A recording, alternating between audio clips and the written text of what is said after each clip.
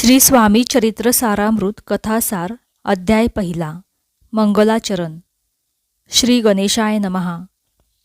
श्री सद्गुरू अक्कलकोट स्वामी समर्थांच्या चरित्राच्या सुरुवातीस श्री गुरुदत्त, श्री सरस्वती, श्री गजानन, श्री कुलदैवत या सर्वांचे स्मरण करून मी मनपूर्वक नमस्कार करते. आपले पहिले गुरु म्हणजे आई वडील, जे सर्व देव व गुरु यांच्यापेक्षाही श्रेष्ठ आहेत. भक्त पुंडलिकाने आईवडिलांची जी सेवा केली त्यामुळे प्रत्यक्ष पांडुरंग त्याच्या भेटीस आला, तेव्हा त्यांच्या चरणी माझे शतशः प्रणाम. ब्रह्मा, विष्णू, महेश या तिन्ही देवांचा अवतार म्हणजे श्री दत्तात्रय, ज्यांच्या आश्रयाला सदैव चारही वेद श्वान होऊन राहिले आहेत. त्या सच्चिदानंदास ग्रंथ सर्वार्थाने परिपूर्ण होण्याचे वरदान मागतो. ज्याचे भाल विशाल असून नाक सरळ आहे, मुख सुहास्य असून दंतपंक्ती कुंदाच्या कळ्याप्रमाणे शुभ्र आहेत, ज्याचे हात गुडघ्यापर्यंत लांब आहेत, ज्यांच्या हृदयावर कोटी सूर्यांचे तेज असलेल्या रत्नांच्या माळा आहेत, ज्यांच्या बेंबीतून कमळ उत्पन्न झाले असून त्यात प्रत्यक्ष ब्रह्मदेवाचा जन्म झाला, ज्यांचे गुणगान गाता गाता चारही वेद थकले, अशा त्या परममंगल विष्णूस माझा नमस्कार असो. ब्रह्मसूत सरस्वतीस मी दोन्ही हात जोडून नमन करतो. हे माते, मी ग्रंथरचना करण्यासाठी तू मला आशीर्वाद दे.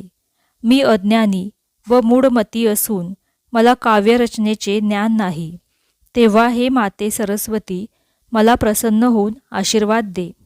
स्वात्मसुखात तल्लीन झालेल्या साधुवृंदाला, ज्यांना भेदाभेद माहीत नाही, जे सदा आनंदी असतात, त्यांना माझा नमस्कार असो.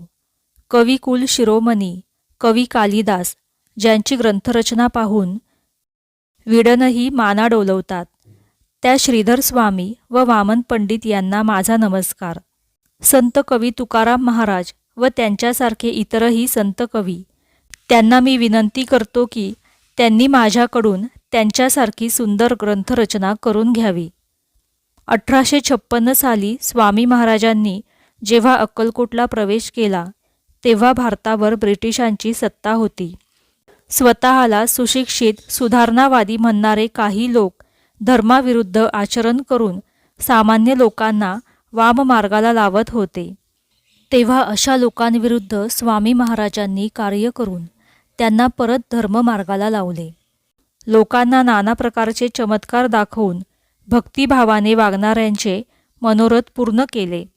अशा श्री स्वामी समर्थांनाच साष्टांग नमस्कार करून त्यांची स्तुती भाविक जनांपुढे विनम्र भावाने ठेवण्याचा मी प्रयत्न करत आहे. वास्तविक पाहता श्री स्वामी महाराजांचे चरित्र अगाध आहे. ते लिहिण्याचा प्रयत्न म्हणजे सूर्यापुढे पंतीचा प्रकाश किंवा एखाद्या मुंगीने मी पर्वत सहजपणे उचलीन असे म्हणण्यासारखे आहे.